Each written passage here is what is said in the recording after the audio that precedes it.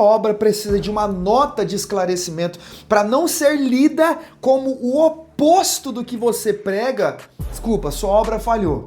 Bom, o nosso papo aqui vai ser sobre comunicação. Pra gente que trabalha com ensino, com teologia, uma enxurrada de perguntas de pessoas que querem saber a nossa opinião, o que a gente acha sobre, o que a gente pensa a respeito.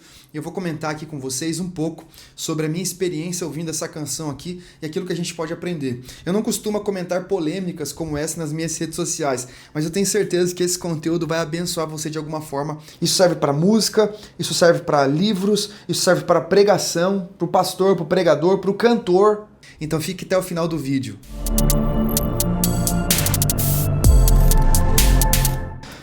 Olha só, eu não vim aqui para julgar a fé de ninguém. Esse não é o objetivo aqui do nosso vídeo, mas eu vim aqui para analisar um princípio básico de comunicação. Sobre essa música que está tomando as redes sociais aí, um movimento muito grande. O problema nunca é o que você tenta dizer, é o que você não consegue impedir que os outros entendam. Esse é o foco para toda essa discussão. E se existe uma realidade universal para a comunicação, é que quem comunica mal comunica contra si mesmo. Afinal de contas, pessoal, não adianta você ter uma intenção no lugar certo se a sua estética, comunicação e linguagem está no lugar errado. Pense como um tribunal. O receptor, ele no tribunal da comunicação, ele é tanto o juiz quanto o júri.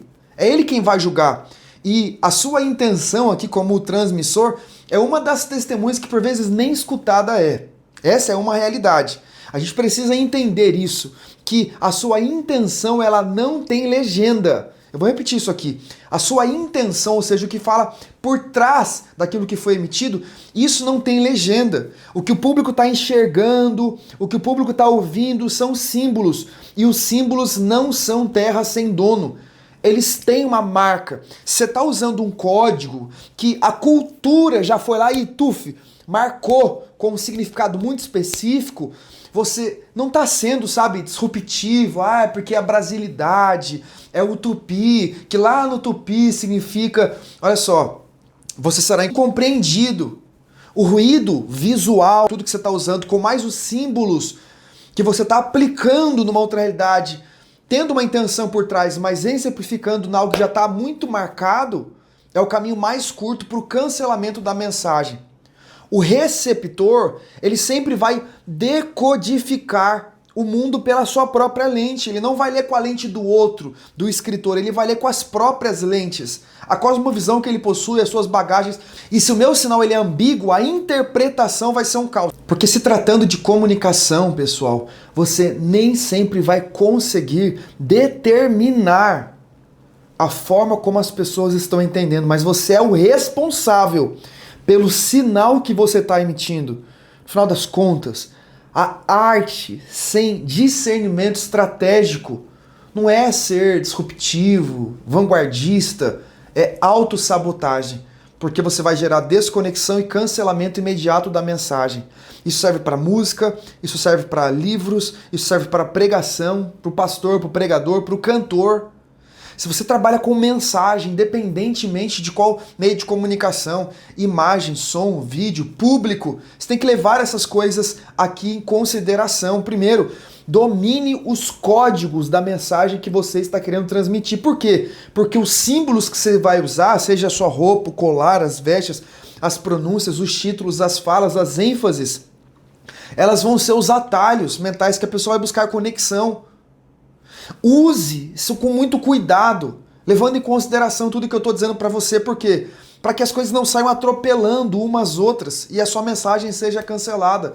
É uma autossabotagem contra o seu próprio trabalho. Antes de usar o símbolo, uma estética, você tem que entender, estudar o que significa para quem está ouvindo. Não só lá no tupi, a realidade do tupi. Pera aí, dia a dia aqui, ninguém fala tupi. Quais são os simbolismos próximos que a minha plateia vai fazer conexão? A ignorância sobre um símbolo não te isenta do impacto que ele causa. Então, não confie na explicação posterior. Mas eu gravei um vídeo.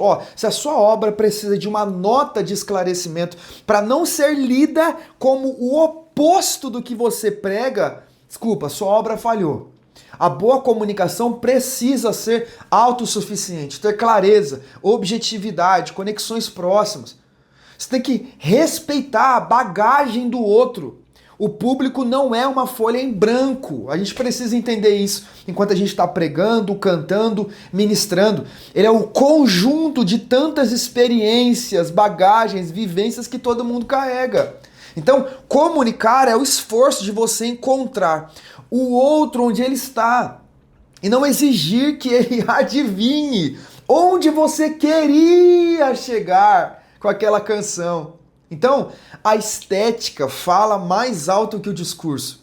O título, a roupa, o jeito, as pronúncias, os símbolos, as ênfases. Maria, que roda o vestido, com a junção daquele colar, a expressão auê, que tem conexões próximas. Desculpa.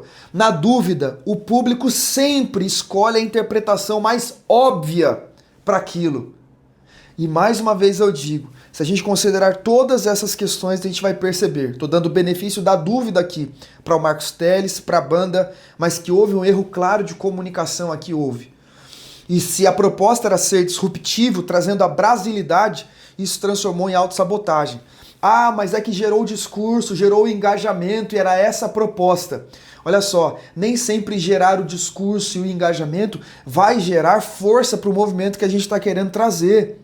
A brasilidade é excelente, a nossa maneira de pensar, a realidade do som, do samba, os elementos musicais ali que a gente possui, não tem problema nenhum. Agora, os símbolos, os códigos que a gente emite enquanto a gente faz isso, é que pode gerar um problema. Ou autossabotagem, cancelando a proposta, ou gerando uma conexão imediata que vai, a partir disso, já desconectar você daquela proposta. Então, pensar a proposta de brasilidade é ótimo. O cuidado que a gente tem que ter é com a comunicação disso. Quais são os símbolos, os meios, quais são os códigos que a gente está emitindo para a gente não correr risco de autossabotar aquilo que a gente está querendo trazer. Então, essa é a minha visão de tudo isso que está acontecendo, mas eu queria saber de você. E para você, qual é a sua opinião sobre tudo isso? Deixe nos comentários aqui.